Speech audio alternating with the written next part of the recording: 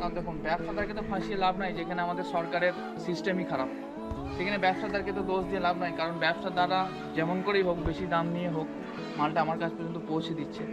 আর এই মুহূর্তে ঝামেলা করলে আমারই লস, কারণ আমার কাছে তো অনেক অবসানের পর, অনেক ঝামেলার পর শেষ পর্যন্ত এই যে প্রথম চাপানের স্টক পেলাম। এটা হচ্ছে নবরত্ন কোম্পানির ডিএপি। তো আপনাদেরকে বলি বিষয়টা, আমাদের যদিও আরও এক সপ্তাহ আগে দেওয়ার দরকার ছিল সময় অনুযায়ী, কিন্তু দিতে পারি নাই। তার দুটো কারণ, এক হচ্ছে এই সারটা অ্যাভেলেবেল ছিল না, মার্কেটে পাওয়া যাচ্ছিল না, এবং দ্বিতীয় কারণ হচ্ছে বাজে ওয়েদার।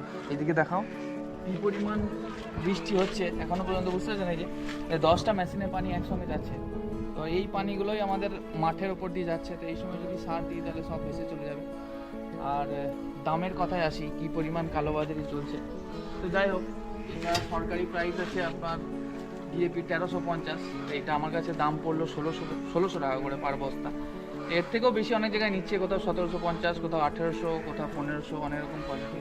কিন্তু মালটা ভালো, নবরত্ন কোম্পানির ফ্যাক্টরি প্রোডাক্ট আছে 1600 টাকা, বাধ্য হয়ে নিয়ে আসতে হলো।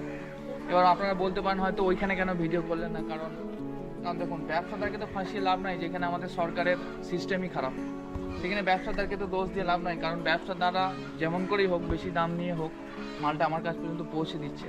আর এই মুহূর্তে ঝামেলা করলে আমারই লস, কারণ আমার কাছে তার টাইম নাই, আমাকে মালটা মাঠে দিতে হবে। তো যাই হোক, পরবর্তী ভিডিওতে, কালকে ভিডিওতে আপনাদেরকে দেখাবো যে কী পরিমাণে আমি কোন অনুপাতে কী কী দিচ্ছি প্রথম চাপানটা। এখন ওয়েদার খারাপ রয়েছে, 1-2 দিন পরে এটা জমিতে দেওয়া হবে। সাথে থাকুন।